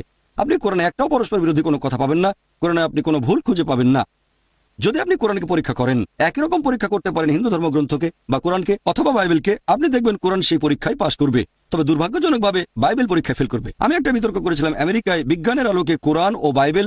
সেখানে আমার অপর বক্তা ছিলেন ডক্টর উইলিয়াম ক্যাম্বেল। তিনি একটা বই লিখেছিলেন যেখানে কোরআনের নাকি 30টা বৈজ্ঞানিক ভুল আছে। অনেক বছর কোনো মুসলিম তার উত্তর দেয়নি। তখন আমি গেলাম শিকাগোতে এবং তার সাথে একটা বিতর্ক করলাম। আর আলহামদুলিল্লাহ, আল্লাহর দয়ায়, আল্লাহর করুণায় আমি তার সবগুলো অভিযোগের উত্তর দিলাম। তারপর আমি তাকে দেখালাম বাইবেলে 38টা ভুল, বৈজ্ঞানিক ভুল, তিনি সেগুলোর উত্তর দিতে পারেননি। এবারে আপনার প্রশ্নটা যে এই দুটোকে কি মেলানো সম্ভব? হ্যাঁ, সম্ভব। আমি কি করেছি? আমি বাইবেল থেকে শুধুমাত্র সেই অংশগুলো নিয়েছি যেগুলো কোরআনের সাথে মিলে যায়। আর আমরা মুসলিমরা কোনো আপত্তি ছাড়াই মেনে নেব যে এই অংশের এই কথাগুলো আল্লাহ তাআলার বাণী, কারণ পবিত্র কোরআন, এটা আরবিতে। এই কোরআনকে বলা হয় ফুরকান, মানে সেই মানদণ্ড যেটা দিয়ে বিচার করা হয় সঠিক আর বেঠিক। এরকম মানদণ্ড থাকলে আমরা সহজে ঠিক বেঠিক বের করতে পারবো। যখন ব্যবহার করছি এই মানদণ্ড, যেগুলো মিলে যাচ্ছে কোরআনের সাথে, সেগুলোকে আমরা মুসলিমরা সামগ্রিকভাবে কোনো রকম আপত্তি ছাড়াই মেনে নেব যে বাইবেলের এই কথাগুলো আল্লাহ তাআলার বাণী। এখন বাইবেল আর কোরআন, এদের মধ্যে অনেক সাদৃশ্য আছে। এখানে সময় কম, তাই সবগুলো আমি বলতে পারবো না। তবে যে কথাগুলো আগেও বলেছিলাম, আমরা মুসলিমরা মানি যীশু খ্রিস্ট ভাই সাল্লাল্লাহু আলাইহি ওয়াসাল্লাম আল্লাহ প্রেরিত একজন নবী ও রাসূল। মানি তিনি অলৌকিকভাবে জন্মেছিলেন পুরুষের হস্তক্ষেপ ছাড়াই। বিশ্বাস করে তিনি আল্লাহর নির্দেশে মৃত ব্যক্তিকে জীবন দিয়েছেন। বিশ্বাস করে তিনি আল্লাহর নির্দেশে জন্মান্ধ কুষ্ঠরোগীদের সুস্থ করে তুলেছিলেন। তাহলে মুসলিম আর খ্রিস্টানরা আমরা এখানে এক। তবে আমাদের মধ্যে পার্থক্য আছে। এরকম অনেক খ্রিস্টান আছে যারা বলে যে যীশু খ্রিস্ট নাকি নিজেকে ঈশ্বর বলে দাবি করেছিলেন। তিনি বলেছেন তিনি নাকি ঈশ্বর। সত্যি বলতে, আপনারা যদি বাইবেল পড়েন, এরকম একটা স্পষ্ট করে বলা অনুচ্ছেদ খুঁজে পাবেন না, পরিষ্কার করে বলা একটা কথাও পাবেন না গোটা বাইবেলের মধ্যে যেখানে যীশু খ্রিস্ট ভাই সাল্লাল্লাহু আলাইহি ওয়াসাল্লাম নিজেই বলেছেন যে আমি ঈশ্বর অথবা তোমরা আমার উপাসনা করো। কথাটা আবারও বলছি, গোটা বাইবেলে একেবারে স্পষ্ট করে বলা, একেবারে পরিষ্কার করে বলা হয়েছে এরকম একটা অনুচ্ছেদ পাবেন না যেখানে যীশু খ্রিস্ট নিজের মুখেই বলেছেন যে আমি ঈশ্বর বা তোমরা আমার উপাসনা করো। সত্যি বলতে, যদি আপনারা বাইবেল পড়েন, যীশু খ্রিস্ট তার নিজের মুখেই বলেছেন। এটা হচ্ছে গসপেল অফ জন, অধ্যায় নম্বর 14, অনুচ্ছেদ 28। যীশু খ্রিস্ট নিজের মুখে বলেছেন আমার পিতা আমার চেয়ে মহান। গসপেল অফ জন, অধ্যায় 10, অনুচ্ছেদ 29, আমার পিতা সবার চেয়ে মহান। গসপেল অফ ম্যাথিউ, অধ্যায় 12, অনুচ্ছেদ 28, আমি ঈশ্বরের আত্মার সাহায্যে শয়তানকে তাড়িয়ে দিই। গসপেল অফ লুক, অধ্যায় 11, অনুচ্ছেদ 20, আমি ঈশ্বরের আঙ্গুলের সাহায্যে শয়তানকে তাড়িয়ে দিই। গসপেল অফ জন, অধ্যায় 5, অনুচ্ছেদ 30, আমি নিজের থেকে কিছুই করতে পারি না, যেমন শুনি সেরকম বিচার করি, আর আমার বিচার ন্যায্য, কারণ আমি নিজের ইচ্ছা পূরণ করি না, আমার পিতার ইচ্ছা পূরণ করি। যদি কেউ বলে আমি নিজের ইচ্ছা পূরণ করি না, আল্লাহর ইচ্ছা পূরণ করি, সে একজন মুসলিম। তাহলে যীশু খ্রিস্ট ভাই সাল্লাল্লাহু আলাইহি ওয়াসাল্লাম আল্লাহর কাছে আত্মসমর্পণ করেছিলেন। আর আরবিতে বললে এই ধরনের মানুষকে বলা হয় মুসলিম। যীশু খ্রিস্ট কখনোই নিজেকে ঈশ্বর বলে দাবি করেননি। এটা পরিষ্কার বলা হয়েছে বুক অফ অ্যাক্টসে, অধ্যায় নম্বর 2, অনুচ্ছেদ 22, হে ইসরায়েলবাসী, মন দিয়ে শোনো, নাজারেত শহরের যিশু ঈশ্বর কর্তৃক মনোনীত একজন মানুষ তোমাদের মধ্য থেকে। ঈশ্বর তাকে দিয়ে অনেক অলৌকিক কাজ করিয়ে দেখাবেন আর তোমরা তার সাক্ষী থাকবে। ঈশ্বর কর্তৃক মনোনীত একজন মানুষ তোমাদের মধ্য থেকে, সে অনেক অলৌকিক কাজ করে দেখাবে, ঈশ্বর তাকে দিয়ে করাবেন আর তোমরা তার সাক্ষী থাকবে। তাহলে তিনি ছিলেন একজন মানুষ, তবে সেই মানুষকে আল্লাহ তাআলা পাঠিয়েছেন রাসূল হিসেবে মানব জাতির জন্য। আর আপনারা দেখবেন যে যীশু খ্রিস্ট কখনোই নিজেকে ঈশ্বর বলে দাবি করেননি। তিনি ছিলেন আল্লাহ তাআলার প্রেরিত একজন নবী ও রাসূল। সেজন্য আমরা বলি যে বাইবেল আর কোরআনের মধ্যে অনেক সাদৃশ্য আছে। যেমন ধরেন, বাইবেলে বলা হয়েছে পরবর্তীতে একজন রাসূল আসবেন এবং তার নাম হবে মুহাম্মদ সাল্লাল্লাহু আলাইহি সাল্লাম। অনেক জায়গায় ওল্ড টেস্টামেন্ট আছে, নিউ টেস্টামেন্টও আছে। ওল্ড টেস্টামেন্ট পড়লে দেখবেন বুক অফ ডিউটেরোনমি, অধ্যায় 18, অনুচ্ছেদ 18, যে পরবর্তীতে মুহাম্মদ সাল্লাল্লাহু আলাইহি সাল্লাম আসবেন। এরপর আছে বুক অফ ডিউটেরোনমি, অধ্যায় 18, অনুচ্ছেদ 19। তারপর বুক অফ আইজায়া, অধ্যায় 29, অনুচ্ছেদ 12। এরপর সং অফ সলোমন, অধ্যায় 5, অনুচ্ছেদ 16। মুহাম্মদের নাম বলা হয়েছে। আমাদের নবীর কথা নিউ টেস্টামেন্টও আছে। এটা আছে গসপেল অফ জন, অধ্যায় 14, অনুচ্ছেদ 16। তারপর গসপেল অফ জন, অধ্যায় 15, অনুচ্ছেদ 26। গসপেল অফ জন, অধ্যায় 16, অনুচ্ছেদ 7। গসপেল অফ জন, অধ্যায় 16, অনুচ্ছেদ 12 থেকে 14, যে সর্বশেষ চূড়ান্ত নবী আসবেন মুহাম্মদ সাল্লাল্লাহু আলাইহি সাল্লাম। এই কথা বাইবেলেও আছে। এরকম সাদৃশ্য আছে। বাইবেল পড়লে দেখবেন নামাজের গুরুত্বপূর্ণ একটা অংশ, আমরা মুসলিমরা যখন নামাজ পড়ি তখন সিজদা করি। এই সিজদার কথা বাইবেলে অনেক জায়গায় আছে, যেমন বুক অফ জেনেসিস, তারপর বুক অফ জোশুয়া, তারপর গসপেল অফ ম্যাথিউ। এখানে বলা হয়েছে আল্লাহর নবী রাসূলগণ সিজদা দিয়েছেন আল্লাহর উদ্দেশ্যে যখন তারা নামাজ পড়েছেন। তাহলে দেখবেন যে আমরা মুসলিমরা যেভাবে নামাজ আদায় করি তার প্রধান অংশটার কথা বলা হয়েছে বাইবেলেও। ইসলামের অন্যান্য বিষয় নিয়েও যদি বলি, অজুর কথাও বলা হয়েছে বাইবেলে। আমরা নামাজ পড়ার আগে অজু করি, অজুর কথা আছে বাইবেলে। ইসলাম ধর্মে জাকাতের বিধান আছে, এ কথা বাইবেলেও আছে। বাইবেলে কথাটা এভাবে বলা হয়েছে যে মুক্ত হস্তে দান করো, তাহলে তোমার পাপগুলো মুছে যাবে। এমনকি বাইবেলেও বলা হয়েছে বুক অফ শামস, অধ্যায় নম্বর 84, অনুচ্ছেদ 4 থেকে 6, বলা হয়েছে আশীর্বাদ প্রাপ্ত হচ্ছে সেই লোকগুলো যারা ভ্রমণ করে যায় বাক্য উপত্যকায়, অর্থাৎ মক্কা। এছাড়াও আপনি দেখবেন যে ইসলাম ধর্মে অনেক কিছু নিষিদ্ধ করা হয়েছে পবিত্র কোরআনে, আর বাইবেলেও সেগুলোকে নিষিদ্ধ করা হয়েছে। পবিত্র কোরআন বলছে সব মিলিয়ে মোট 4টা জায়গায়, সূরা মাইদা অধ্যায় 5, আয়াত নম্বর 3, সূরা বাকারা অধ্যায় 2, আয়াত 173, সূরা আনাম অধ্যায় 6, আয়াত 145 এবং সূরা নাহাল অধ্যায় 16, আয়াত 115 বলা হয়েছে হুররিমাত আলাইকুমুল মাইতাতু ওয়াদ দামু ওয়া লাহমুল খিনজির, তোমাদের জন্য হারাম খাদ্য হচ্ছে মৃত পশু, রক্ত, তারপর শূকরের মাংস, আর যেসব পশু জবাই করার সময় আল্লাহ তাআলা ব্যতীত অন্য কারো নাম নেওয়া হয়েছে। এখন সবগুলো জিনিসই এগুলো বাইবেলে নিষেধ করা হয়েছে। বাইবেল পড়লে দেখবেন book of Genesis, book of Leviticus, book of Deuteronomy রক্ত নিষেধ করা হয়েছে। বাইবেলে উল্লেখ করা হয়েছে যে শূকরের মাংস নিষিদ্ধ। বুক অব ডিউটেরোনমি অধ্যায় 14 অনুচ্ছেদ 8, তারপর বুক অব আইজায়া অধ্যায় 65 অনুচ্ছেদ 2 থেকে 5, মৃত পশুর মাংসকেও বাইবেলে নিষিদ্ধ করা হয়েছে। বুক অব অ্যাক্টস অধ্যায় নম্বর 15 অনুচ্ছেদ 29, যে খাবারে আল্লাহ তাআলা ব্যতীত অন্য কোনো নাম নেওয়া হয়েছে সেটাকেও বাইবেলে নিষিদ্ধ করা হয়েছে। বুক অব অ্যাক্টস অধ্যায় 15 অনুচ্ছেদ 29, কোরআনে যে জিনিসগুলো নিষিদ্ধ তার অনেক কিছুকে বাইবেলে নিষিদ্ধ করা হয়েছে। এরকম সাদৃশ্যগুলো নিয়ে যদি কথা বলেন আপনারা। তারপর শালীনতা, একজন মুসলিম মহিলার যেভাবে পোশাক পরা উচিত, মাথা ঢেকে রাখতে হবে, পুরো শরীর ঢাকা থাকবে, শুধু মুখমণ্ডল আর হাতের কবজি বাদে ঢিলেঢালা পোশাক পরবে। তারপর সে বিপরীত লিঙ্গের পোশাক পরবে না। এগুলো হচ্ছে শরিয়ার নিয়ম, আছে পবিত্র কোরআন এবং হাদিসে। একইভাবে বাইবেলে দেখবেন বুক অব ডিউটেরোনমি অধ্যায় 22 অনুচ্ছেদ 5 বলা হয়েছে যে একজন পুরুষ এমন কোনো পোশাক পরবে না যেটা মহিলারা পরে থাকে। একজন মহিলাও পুরুষের মতো পোশাক পরবে না। যারা এই ধরনের কাজ করে তারা সবাই ঘৃণ্য। তার মানে বিপরীত লিঙ্গের পোশাক পরা বাইবেল অনুযায়ী নিষিদ্ধ। এরপর দেখবেন 1 তিমোথী অধ্যায় 2 অনুচ্ছেদ 9 বলা হয়েছে যে মহিলারা পোশাক পরবে শালীনতার সাথে এবং নম্রতার সাথে, ভদ্রতার সাথে। তারা খুব দামি স্বর্ণালঙ্কার বা মণিমুক্তা পরবে না। এরপর আরো আছে 1 করিন্থিয়ান্স অধ্যায় নম্বর 11 অনুচ্ছেদ 5 থেকে 7, যে মহিলা ঈশ্বরের কাছে প্রার্থনা করে আর মাথা ঢেকে রাখে না সে তার মাথাকে অসম্মান করে। তার মাথার চুল কামিয়ে দাও, মাথার সব চুল কাটা হবে। কোরআন বা হাদিসে এমন কোনো কথা নেই যেটা এত কঠিন শালীনতার ব্যাপারে। পবিত্র কোরআনের কোনো আয়াত বা কোনো হাদিস বলছে না যে কোনো মহিলা মাথা না ঢাকলে তার চুল কামিয়ে দাও। তবে এই কথা বাইবেলে আছে। শালীনতার ব্যাপারে আরেকটা কথা, যদি আপনারা মামেরই কোনো ফটোগ্রাফ দেখেন, আল্লাহ তার উপর সন্তুষ্ট হন। তিনি যেভাবে পোশাক পরেছেন মুসলিম মহিলারা ঠিক সেভাবেই পোশাক পরে, পুরো শরীর ঢাকা থাকবে, শুধু মুখমণ্ডল আর হাতের কবজি বাদে। যদি নানদেরকে দেখেন এভাবে আপনারা দেখবেন যে এরকম অনেক সাদৃশ্য আছে খ্রিস্টানদের বাইবেল আর আমাদের কোরআনের মধ্যে। আমার একটা লেকচার খ্রিস্টান ধর্ম এবং ইসলামের মধ্যে সাদৃশ্য, সেখানে আমি বলেছি খ্রিস্টান বলতে যদি তাদের বোঝায় যারা যীশুখ্রিস্টের নির্দেশগুলো মেনে চলে, তাহলে মুসলিমরা আমরা খ্রিস্টানদের চেয়ে আরো বেশি খ্রিস্টান। কারণ এই কথাগুলো বাইবেলে আছে। বাইবেল বলছে মদ পান করো না। বুক অফ এফিসিয়েন্স অধ্যায় 5 অনুচ্ছেদ 18, বুক অফ প্রভার্বস অধ্যায় 20 অনুচ্ছেদ 1, যে মদ পান করো না। আমরা মুসলিমরা করি না। বেশিরভাগ খ্রিস্টান মদ পান করে। যীশুখ্রিস্টের খাতনা দেওয়া হয়েছিল 8 দিন বয়সে গসপেলের কথা অনুযায়ী। আমরা মুসলিমরা খাতনা করি, বেশিরভাগ খ্রিস্টানরা করে না। খ্রিস্টান বলতে যদি তাদের বোঝানো হয় যারা যীশুখ্রিস্টের নিয়মগুলো মেনে চলে, তাহলে আমি বলবো যে মুসলিমরা আমরা খ্রিস্টানদের চেয়ে আরো বেশি খ্রিস্টান। এখন আপনার প্রশ্নের উত্তর হচ্ছে যে পুরো বাইবেল আল্লাহ সুবহানাহু ওয়া তাআলার বাণী নয়। দ্বিতীয় প্রশ্ন, হ্যাঁ কিছু সাদৃশ্য আছে, আর আমরা মনে করি যে বাইবেলের অংশ বিশেষ হচ্ছে আল্লাহর বাণী। আমাদের খুঁজে বের করতে হবে সেই অংশগুলো কোথায়, যাচাই করব পবিত্র কোরআন দিয়ে। তারপর ইনশাআল্লাহ মুসলিম আর খ্রিস্টান আমরা এক হতে পারবো। আশা করি উত্তরটা পেয়েছেন। আপনি যদি আরো প্রশ্ন করতে চান করতে পারেন। ধন্যবাদ, অনেক উত্তর শুনে ভালো লেগেছে। আমি কোরআনের উপর বিশেষজ্ঞ নই, আপনি বিশেষজ্ঞ। তবে কোরআনের ইংরেজি অনুবাদ পড়েছি। আমি যা পড়েছি সেখান থেকেই আপনাকে একটা প্রশ্ন করছি। আমি কোরআনের ইংরেজি অনুবাদ পড়েছি যেখানে বলা হয়েছে তাওরাত, জবুর, ইনজিল এইগুলো তো আল্লাহর আসমানি কিতাব, তাই না?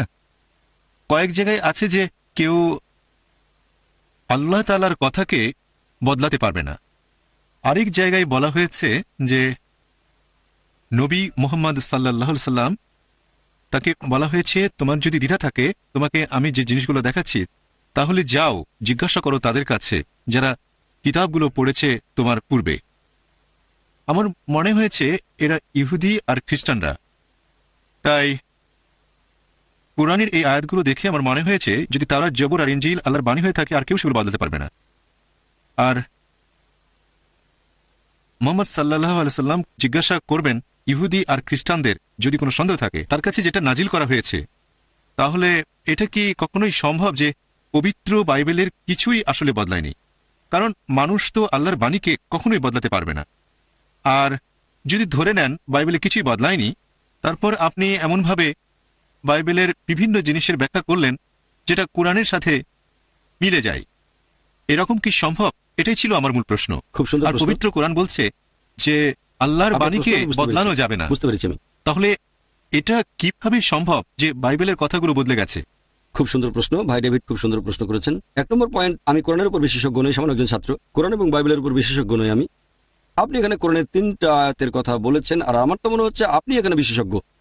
কোরআনের 3টা আয়াত বলেছেন। আমি আসলে কোনো বিশেষজ্ঞ নই ভাই। আপনি পবিত্র কোরআনের 3টা জায়গার কথা বলেছেন, আমি সেগুলো বলছি। একটা হচ্ছে কোরআন বলছে যে তাওরাত, তারপর জাবুর, ইনজিল আল্লাহর বাণী, 1 নম্বর পয়েন্ট। 2 নম্বর পয়েন্ট, আপনি বললেন যে আল্লাহ তাআলার বাণীকে বদলানো যাবে না। আর 3 নম্বর পয়েন্টে বলেছেন যদি তুমি না জানো তাহলে জিজ্ঞেস করো যে তাওরাত সম্পর্কে জানে। 3টা অংশের কথা বলেছেন। আর এগুলোর ভিত্তিতে বলেছেন এমনকি হতে পারে যে বাইবেল পুরোপুরি কোরআনের সাথে মিলে যায়, বাইবেল বদলানো হয়নি। প্রশ্নটা খুবই সুন্দর। এবার মূল প্রশ্নতে আসি। প্রথমে আমি 3টা অংশে জবাব দেবো, তারপর মূল প্রশ্নে যাব। 1 নম্বর পয়েন্ট, পবিত্র কোরআনে এই কথা বলা হয়েছে অনেকগুলো জায়গায় যে তাওরাত, জাবুর, ইনজিল আর কোরআন হচ্ছে আল্লাহর বাণী। আপনার প্রথম অংশ পুরোপুরি সঠিক। 1 নম্বর পয়েন্ট, এগুলো হচ্ছে আল্লাহ তাআলার আসমানি কিতাব। তাওরাত নাজিল হয়েছিল নবী মুসা আলাইহিস সালামের উপর, জাবুর নবী দাউদের উপর, ইনজিল যীশু খ্রিস্ট বা ঈসা আলাইহিস সালামের উপর, এবং কোরআন শেষ আসমানি কিতাব নাজিল হয়েছিল সর্বশেষ ও চূড়ান্ত নবী মুহাম্মদ সাল্লাল্লাহু আলাইহি সাল্লামের উপর। 1 নম্বর পয়েন্ট। 2 নম্বর পয়েন্ট, আপনি বলেছেন যে আল্লাহর বাণীকে বদলানো যাবে না। এটা বলা হয়েছে সর্বশেষ ও চূড়ান্ত ওহীর ব্যাপারে। যদি আপনি কোরআন পড়েন আর কোরআন সম্পর্কে সামগ্রিকভাবে না জানেন, তারপর একটা অংশ পড়লেন, আপনি ভুল বুঝতে পারেন। এই আয়াত যে আল্লাহর বাণীকে বদলানো যাবে না, এটা বলা হয়েছে সর্বশেষ ও চূড়ান্ত কিতাব এই পবিত্র কোরআনের ব্যাপারে। অনেক জায়গায় আছে, অনেক জায়গায় এরকম অনেক আয়াত। তবে আমি এটা কেন বললাম, কারণ কোরআন পরিষ্কারভাবে বলছে, সূরা বাকারা অধ্যায় নম্বর 2 আয়াত নম্বর 106, কোরআন বলছে যা কিছু অবতীর্ণ হয়েছে আমি সেগুলোকে কোনোভাবে বিস্তৃত হতে দেব না, বরং প্রতিস্থাপন করব তার সমমানের বা উত্তম কিছু দিয়ে। তাহলে আল্লাহ বলছেন আগে যেসব আসমানি কিতাব এসেছে, আগে যে সুনিদর্শন দেখিয়েছেন, সেগুলোকে প্রতিস্থাপন করা হবে সমমানের বা উত্তম কিছু দিয়ে। আর সর্বশেষ আসমানি কিতাব কোরআন, আল্লাহ বলেছেন সূরা মাইদা অধ্যায় 5 আয়াত নম্বর 3 যে এটাই চূড়ান্ত, এর পরে ইসলামে কোনো কিছু যোগ বা বিয়োগ করা যাবে না। তাহলে এই সর্বশেষ আসমানি কিতাবের পরে আল্লাহর এই বাণীর কোনো কিছু বদলানো যাবে না। পরিষ্কার হয়েছে, আল্লাহর বাণী বদলানো যাবে না, এটা বলা হয়েছে কোরআনের ব্যাপারে। এখন মনে করেন ক্লাস 10-এর ছাত্রদের আমি বললাম এটা হচ্ছে স্কুলের শেষ ক্লাস, আমি বলছি ক্লাস 10-এর কথা। কেউ যদি ভুল করে মনে করে যে ক্লাস 5 বা 6-এর কথা বলছি, তার সেটা ভুল ধারণা। স্কুলের শেষ ক্লাস হচ্ছে বোম্বেতে, ভারতে। বাইরের দেশে হয়তো 11 বা 12 এভাবে বদলে যেতে পারে। তাহলে আমি যদি বলি স্কুলের শেষ ক্লাস হচ্ছে ক্লাস 10, বললাম তোমরাই সর্বশেষ ক্লাস, কথা বলছি ক্লাস 10 ছাত্রদের সাথে। কেউ টেপ রেকর্ডারের কথা শুনে ভাবলো ক্লাস 6ই হচ্ছে সর্বশেষ ক্লাস, সেটা হবে তার ভুল ধারণা। আল্লাহর যে বাণীটাকে বদলানো যাবে না, কারণ অনেক আয়াতে আছে আল্লাহ প্রতিস্থাপন করবেন। কেন প্রতিস্থাপন করবেন? যুক্তি দিয়ে দেখেন। অনেকে আমাকে জিজ্ঞেস করে প্রথমে কেন তাওরাত নাজিল করা হলো না, তারপর জাবুর, তারপর ইনজিল, সর্বশেষ কোরআন, একেবারে প্রথমে কেন কোরআন আসলো না? অনেকটা যেন ছেলে বাবাকে বলছে আমি ডাক্তার হতে চাই, তুমি আমাকে সরাসরি মেডিকেল কলেজে ভর্তি করে দাও। না বাবা, প্রথমে যেতে হবে প্রি প্রাইমারি স্কুলে, তারপর প্রাইমারি স্কুলে, এরপর সেকেন্ডারি স্কুলে, তারপর যাবে কলেজে, হায়ার সেকেন্ডারি, এরপর মেডিকেল কলেজে পড়তে পারবে। বিভিন্ন স্টেজ। সরাসরি মেডিকেল কলেজে ভর্তি করলে কিছুই বুঝবে না। একইভাবে আল্লাহ তাআলা হলেন আমাদের সৃষ্টিকর্তা, তিনি জানেন কোনটা কখন নাজিল করতে হবে। তাই মানুষের বৈশিষ্ট্যের উপর নির্ভর করে সেটাই নাজিল করেছেন, যেটা সেই সময়ে সেই লোকদের জন্য প্রয়োজন ছিল। আল্লাহ সুবহানাহু ওয়া তাআলা খুব ভালো করে জানতেন যে 1400 বছর আগে ছিল সবচেয়ে শ্রেষ্ঠ সময়, সর্বশেষ ও চূড়ান্ত আসমানি কিতাব নাজিলের জন্য নাজিল করেছেন। তাহলে আগের অনেক নিয়ম ছিল আলাদা। মূল যে আইনটা তাওহীদ, আল্লাহর একত্ববাদ, নামাজ আদায় করা, মূল আইন একই রকম ছিল। তবে তার বেশ কিছু খুঁটিনাটি অন্যান্য বিষয় এগুলোর বদল হয়েছে। চূড়ান্ত বিষয়গুলো পবিত্র কোরআনে বলা হয়েছে, এটার পরে নতুন কিছু যোগ বা বিয়োগ করা যাবে না। আল্লাহ বলেছেন সূরা মাইদা অধ্যায় 5 আয়াত নম্বর 3, এই দিন আমি তোমাদের দিনকে পূর্ণ করলাম, তোমাদের জন্য মনোনীত করলাম ইসলামকে, তোমাদের প্রতি আমার অনুগ্রহ করলাম সম্পূর্ণ। কথা বদলানো যাবে এটা পবিত্র কোরআনের ব্যাপারে, আল্লাহর অন্যান্য আসমানি কিতাবগুলোর ব্যাপারে না। 2 নম্বর পয়েন্ট, পবিত্র কোরআনে বলা হয়েছে তিনি বদলে দেবেন, প্রতিস্থাপন করবেন। 3 নম্বর পয়েন্ট, আল্লাহ বলেছেন সূরা নিসা অধ্যায় 4 আয়াত নম্বর 82, أفلا يتدبرون القرآن ولو كان من عند غير الله لوجدوا فيه اختلافا كثيرا। তারা কি অনুধাবন করে না এটা যদি আল্লাহ ব্যতীত অন্য কারো কাছ থেকে আসতো তাহলে সেখানে অনেক অসঙ্গতি থাকতো। আল্লাহ এখানে চ্যালেঞ্জ করেছেন, যদি মনে করো এটা আল্লাহর কাছ থেকে আসেনি, তাহলে মাত্র একটা অসঙ্গতি বের করে দেখাও। যদি বের করতে পারেন আল্লাহর বাণী নয়। এবার তৃতীয় অংশে আসছি। আপনি আপনার প্রশ্নে বলেছেন আল্লাহ বলেছেন নবী মুহাম্মদকে তুমি যদি না জানো তাহলে ইহুদিদের ধর্মগ্রন্থগুলো দেখো, এটা ভুল ধারণা। এখন আমি বুঝতে পারছি যে আপনি কোরআনের কিছু অংশ পড়েছেন, কোনো বিশেষজ্ঞ নন। 3 নম্বর প্রশ্নের ভিত্তিতে এখানে আসলে আল্লাহ বলেছেন নবী মুহাম্মদকে তুমি এই কথা বলবে ইহুদি আর খ্রিস্টানদের যদি বিশ্বাস না করো তোমাদের ধর্মগ্রন্থ দেখো। আল্লাহ এটা নবী মুহাম্মদের উদ্দেশ্যে বলছেন না, আল্লাহ বলছেন নবী মুহাম্মদকে যে তুমি বলো ইহুদিদের, বলো খ্রিস্টানদের এই আইনে যদি বিশ্বাস না করো তাহলে তোমাদের ধর্মগ্রন্থ দেখো। কেন? কারণ এটা হচ্ছে লাস্ট টেস্টামেন্ট। এখানকার কিছু অংশ ছিল ওল্ড টেস্টামেন্টে আর নিউ টেস্টামেন্টে। যেহেতু এটা আল্লাহর সর্বশেষ আসমানি কিতাব, এখানে তাওরাত এবং ইনজিলের কিছু অংশ আছে। তাহলে নবী মুহাম্মদ সাল্লাল্লাহু আলাইহি সাল্লামকে আল্লাহ বলেছেন তুমি ইহুদি আর খ্রিস্টানদের বলো যদি এই কথাগুলো না মানো, তোমরা যদি শূকরের মাংস খাওয়া থেকে বিরত না থাকো, তাহলে দেখো বাইবেলে বুক অব ডিউটেরোনমি অধ্যায় 14 অনুচ্ছেদ 8, বুক অব লেভিটিকাস অধ্যায় 11, বুক অব আইজায়া অধ্যায় 65 অনুচ্ছেদ 2 থেকে 5। আমি রেফারেন্স দিচ্ছি, এমন না যেভাবে বলতে হবে। এভাবে বলে আমি আসলে আপনাদের সাহায্য করছি, কারণ গোটা বাইবেল খুঁজতে গেলে 1 ঘন্টাও লাগতে পারে, 2 ঘন্টাও লাগতে পারে, কিন্তু আমি রেফারেন্স দিলে 2 মিনিট লাগবে। যদি আপনি বাইবেলের সূচিপত্র ব্যবহার করতে জানেন, যদি আপনাকে বলি বুক অব ডিউটেরোনমি অধ্যায় 14 অনুচ্ছেদ 8, যদি না জানেন যে ডিউটেরোনমি 5ম বই, শেষের ইন্ডেক্সে খুঁজবেন ডি, সেখানে পাবেন পৃষ্ঠা নম্বর, সেখানে যান। ডিউটেরোনমি পেয়ে গেলে অধ্যায় 14 পাবেন, প্রত্যেক পৃষ্ঠা নম্বর আছে, প্রত্যেক অধ্যায় নম্বর আছে। অনুচ্ছেদ 8-এ যাবেন। যদি এভাবে রেফারেন্স না বলি তাহলে আপনি সূত্র খুঁজবেন, একটু চেষ্টা করলে পেয়ে যাবেন। শুকর মাংস পোর্ক পি দিয়ে খোঁজেন, পেতে পারেন নাও পেতে পারেন, এটা পরিস্থিতির উপর নির্ভর করবে। তাহলে একইভাবে নবী মুহাম্মদ, আমি এটা থেকেই শিখছি, আমি আল্লাহর কাছ থেকে পথ নির্দেশনা নিচ্ছি, যেভাবে আল্লাহর নবী মুহাম্মদ ইহুদি আর খ্রিস্টানদের বুঝিয়েছেন, আমিও একই উপায় আপনাকে বোঝাতে চাচ্ছি। আমি হতে চাই নবীর একজন ছাত্র, তার পথ নির্দেশনা নিচ্ছি। তাহলে একইভাবে নবীও বলেছেন, যেমন ধরেন একইভাবে যীশু খ্রিস্ট বা ঈসা আলাইহিস সালামও এটা বলেছেন, একই কথা। তোমরা যারা কোনো পাপ করনি তারা এই মহিলাকে প্রথম পাথরটা মারো, বলা হয়েছে কিনা? সে সময় যীশু খ্রিস্ট এই কথাটা বলেছিলেন ইহুদিদের উদ্দেশ্যে। মোহাম্মদ একই কথা বলেছেন যে তোমরা নিজেদের ধর্মগ্রন্থ খুলে দেখো, সেখানে আইনটা কি। নবী মোহাম্মদ যেসব কথা বলেছেন ইহুদি আর খ্রিস্টানরা তার অনেক কিছুই মানেনি। নবী বললেন এই কথাগুলো আছে তোমাদের ধর্মগ্রন্থে, তার মানে তিনি আল্লাহ প্রেরিত দূত। এমন না যে তিনি পড়েছেন তাওরাত, এমন না যে পড়েছেন ইনজিল। নবী তো হিব্রু জানতেন না। আর সে সময় বাইবেলের কোনো আরবি ভার্সন ছিল না, আরবি ভার্সন এসেছে পরবর্তীতে, ঠিক? তাহলে নবী সেই কিতাবগুলো পড়েননি, তিনি ছিলেন নিরক্ষর, ঠিক? যেহেতু তাকে আল্লাহ সুবহানাহু ওয়া তাআলা বলেছিলেন, রাসূল বলে তিনি সরাসরি ওহী পেতেন, তাকে আল্লাহ বলতে বলেছেন, নবী বলেছেন দেখো, তারা তখন সব দেখে বুঝতে পারলো। তাহলে আমাদের নবী মুহাম্মদ সে সময় ইহুদি আর খ্রিস্টানদের যেভাবে বুঝিয়েছিলেন, আমিও চেষ্টা করছি এটা ছোট্ট পরিসরে সেখানে পৌঁছানোর। আমি বোঝাতে চাচ্ছি আপনাকে যে ভাই, যদি এই কথাগুলো ভুল মনে হয় কোরআনকে ভুলে যান। আপনি কোরআনকে বিশ্বাস করেন না, পাশে সরিয়ে রাখেন। তারপর আপনি যদি বাইবেলকে ঈশ্বরের বাণী বলে মনে করেন, তাহলে কি বাইবেল মেনে চলবেন? আপনি বাইবেলকে ঈশ্বরের বাণী বলে মনে করেন, হ্যাঁ বা না? হ্যাঁ, বাইবেল বলছে শুকর মাংস খেও না, শুকর মাংস খান। এটা তো পুরনো নিয়ম। উত্তর হতে পারে হ্যাঁ অথবা না, অথবা বাইবেলে এরকম কিছু বলেনি। আমাকে একটু বলতে দেন। শিওর, বলেন আপনি। আমার জানা মতে নবী মুহাম্মদের জীবদ্দশাতেই সেখানে কিছু জিনিস একটা সময় পর্যন্ত সেগুলো হালাল ছিল, তারপর সেটাকে হারাম করা হয়েছে, অথবা যেটা হারাম ছিল সেটাকে হালাল করা হয়েছে। এরকম তো অনেক সময় হয়েছে। তাই খ্রিস্টানরা, আমরা বিশ্বাস করি যে ইসরায়েলের লোকদের জন্য, ইহুদিদের জন্য যখন আল্লাহ প্রেরণ করেছিলেন মুসা নবীকে, আমরা বিশ্বাস করি তাদের জন্য শুকর হারাম ছিল, আর সেজন্যই এই কথাটা তাওরাতে আছে। ভাই, কোনো একটা প্রতিষ্ঠানে আপনাকে যদি কোনো নির্দেশ দেওয়া হয়, আপনি দেখবেন নির্দেশটা দিচ্ছে কে। উচ্চ কর্তৃপক্ষের নির্দেশটা থাকবে সবার উপরে। যেমন ধরেন ক্লাসের টিচার ছাত্রদের কিছু নির্দেশ দিলেন, প্রিন্সিপাল সেই নির্দেশটা বদলে দিলেন, তার সে ক্ষমতা আছে। তবে প্রিন্সিপালের নির্দেশকে বদলানোর ক্ষমতা টিচারের নেই। তাহলে প্রত্যেকটা ধর্মে উচ্চ কর্তৃপক্ষের কথায় নিয়ম বদলাতে পারে, নিম্ন কর্তৃপক্ষ নয়। পবিত্র কোরআন পড়লে দেখবেন সেখানে বলা হয়েছে যেগুলো নিষিদ্ধ করা হয়েছিল ইহুদিদের জন্য, কোরআনে আছে। যেমন ধরেন ষাঁড়ের চর্বি ইহুদিদের জন্য হারাম ছিল, তোমাদের জন্য হালাল। কে বলেছেন? সর্বোচ্চ কর্তৃপক্ষ আল্লাহ। আমি জানি আপনি বাইবেলের কোন জায়গার কথা বলছেন। সেন্ট পিটার একটা স্বপ্ন দেখলেন। কি আমি ঠিক বলেছি? Saint Peter? হ্যাঁ, পিটার ঠিক বলেছেন। পিটার একটা স্বপ্ন দেখলেন যে তিনি খাবারের টেবিলে আর শুকরের মাংস খাচ্ছেন। এটা ছিল স্বপ্নের একটা ঘটনা। যীশু খ্রিস্টের যে কোনো শিষ্য, এমনকি যদি সেন্ট পলও হয়, যিনি ছিলেন যীশু খ্রিস্টের স্বঘোষিত একজন শিষ্য, তারা কিন্তু কেউ যীশু খ্রিস্টের উপরে নন। যীশু খ্রিস্ট তার নিজের মুখেই বলেছেন, গসপেল অফ ম্যাথিউ অধ্যায় নাম্বার 5 অনুচ্ছেদ 17 থেকে 20, মনে করো না আমি আগের নবীগণের আইন বাতিল করতে এসেছি। আমি বাতিল করতে আসিনি, সম্পূর্ণ করতে এসেছি।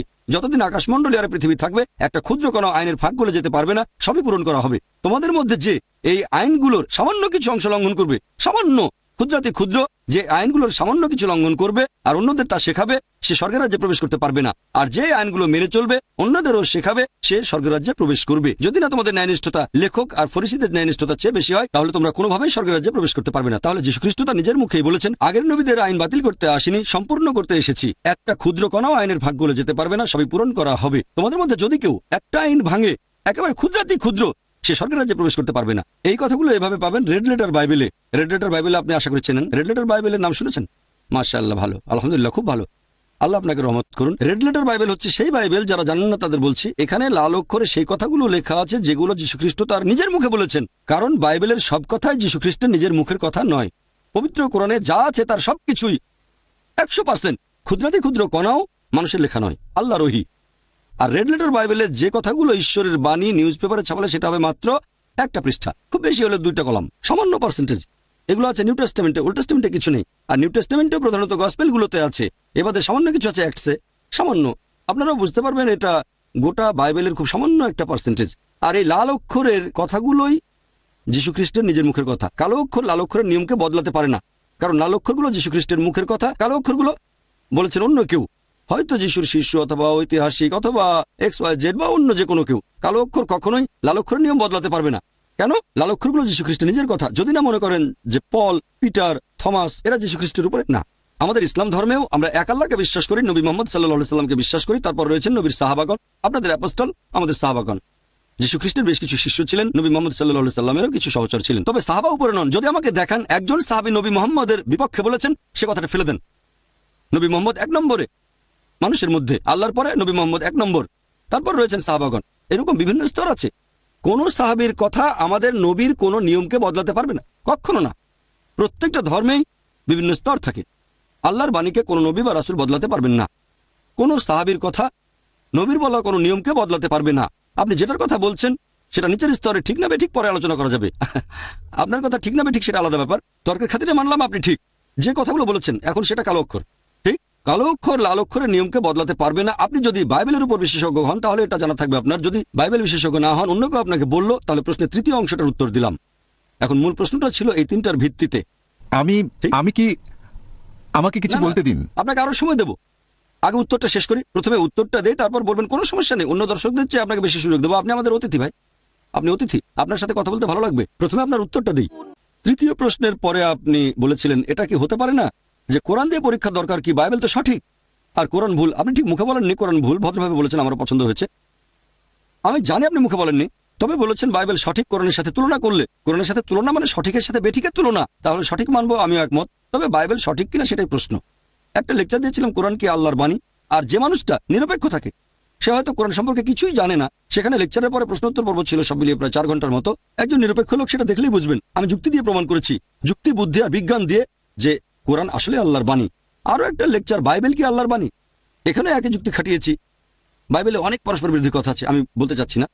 একটা আর্টিকেলের কথা অনুযায়ী 50,000-এর বেশি ভুল, আমি সে কথা বলছি না। আমিও এই ব্যাপারে একটা আর্টিকেল পড়েছিলাম। আপনি কোনটা পড়েছিলেন জানি না। আমি মুসলিমদের সব বইকে সঠিক বলে মনে করি না। যদি সেটা হয় কোরআন, তাহলে আমি মানবো, পাশে দাঁড়িয়ে থাকবো। অন্য কোনো বইয়ের ব্যাপারে মানতে পারি, নাও মানতে পারি, হয়তো কিছু অংশ মানবো, কিছু অংশ মানবো না। প্রথমে সর্বোচ্চ কর্তৃপক্ষ, 1 নম্বরে কোরআন।